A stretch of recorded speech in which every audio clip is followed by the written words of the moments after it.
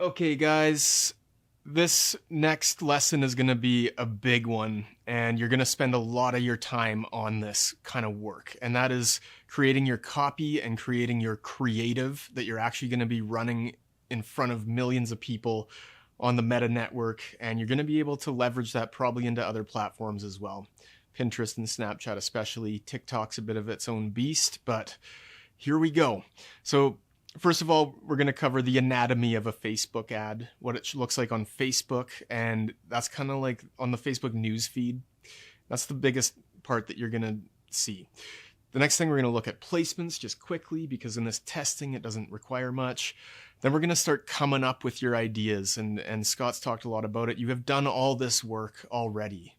All right. Then we're going to talk copywriting, we're going to talk creative, and we're going to get you working on these things. Okay, so I just want you to assume one thing, and that is prepare to be proven wrong, right? You're going to think something's going to be your best performing ad. You're going to think this is going to work amazingly.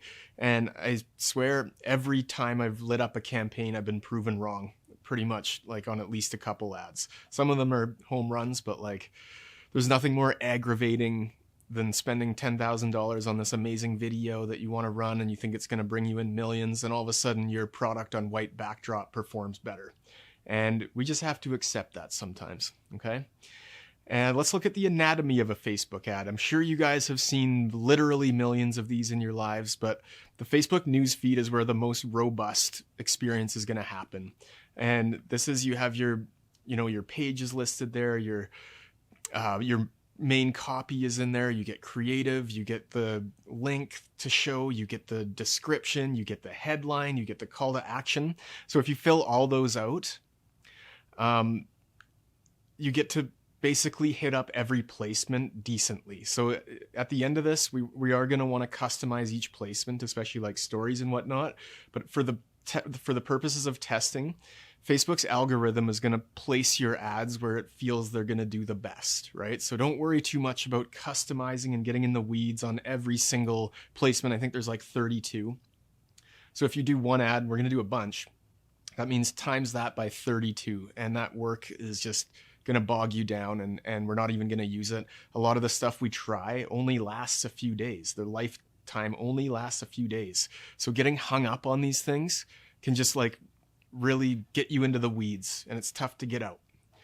All right, so let's talk about where to come up with your ad angles.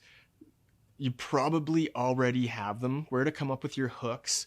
The first place I go is my online store. What products are selling the best, right? I know you have products that outsell others. Rarely do I see stores that have 1,000 products and they all sell equally well. Start with what you know is going to work, right? We're spending money here to acquire customers. There's no point in spending money on products that don't sell.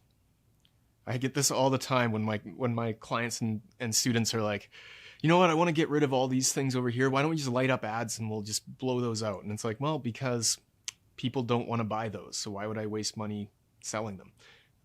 Wait for your customers to come in. If you want to blow out products that don't sell them to your existing customers and give them good offers on that. That way you're still making money off them. You can go to your competitors' pages and actually look at the ads that they're currently running. Okay, so if you go to the page, the left-hand column on your desktop, scroll down, you'll see a card called Page Transparency. See all, open up their ad library. You can literally go to your biggest and best competitors and steal their ideas. So if they've been running ads for 6 months, chances are that's a well-performing ad, high-performing ad.